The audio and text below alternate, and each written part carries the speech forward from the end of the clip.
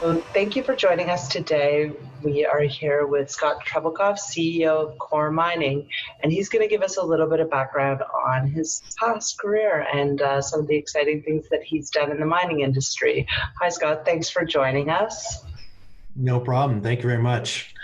So do you want to give us a little bit of background on some of the previous work that you've done in the sector? Sure. I actually started my career. My uncle owned a mining equipment manufacturer in Burlington, Ontario. You can believe it, they actually made mining equipment in Canada back when I was alive, which maybe unfortunately dates me a bit. That got me interested in mining. I took engineering at Queen's University and I immediately went out of school, worked at Hatch. I bridged from there into a producer, Noranda, one of the great Canadian mining companies. And as I advanced my career, I drifted to and from the industry and came back in full force, joining a company called Nevsun Resources about 10 years ago.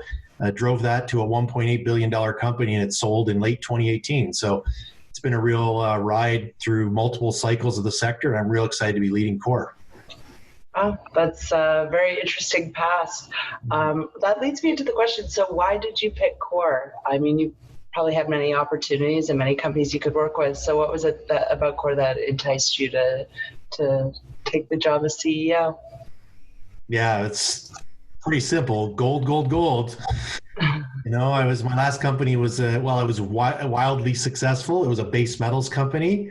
And when you're in the mining sector, you kind of have to pick a commodity because it is cyclically driven. You got to do a great job in a bad commodity market. All ships sink and all ships rise. So I had a strong belief that the gold market was going to enter times that were around the tail end of an economic cycle.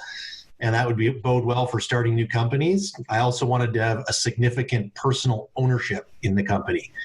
So I was able to find that in Core Mining. I own collectively 5% of the fully diluted shares of the company. Management in total is 50% still of the equity today. So we are fully aligned with shareholders in what we want to do with this company.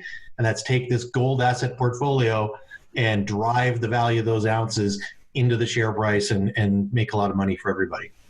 Okay, well, let's talk about that portfolio a bit. You have multiple assets, I believe 4 in total in North America. Is that correct? Correct, yes. Total with almost 5 million ounces of total resources. That's very sizable. So do you want to just give me the names and a little bit of background on each of the projects just to help investors keep them separate in their minds?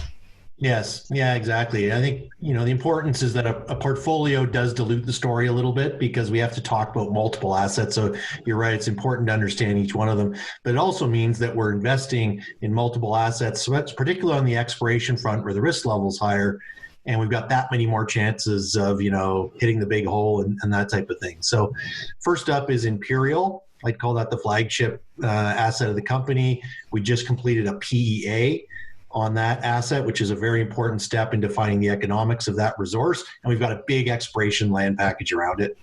We've got a second project, which has a 1.7 million ounce resource drilled by another company back in the 90s. They left it behind.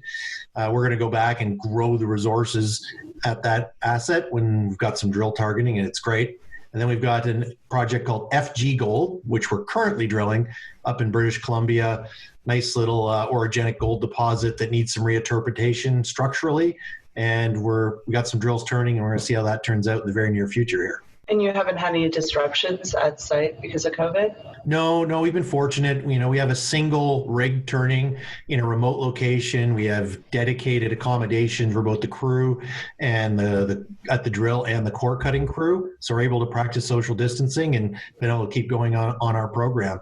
As long as the lab in Vancouver stays open, we'll be able to deliver results into a market when hopefully there's a lot of people looking for positive things to pay attention to.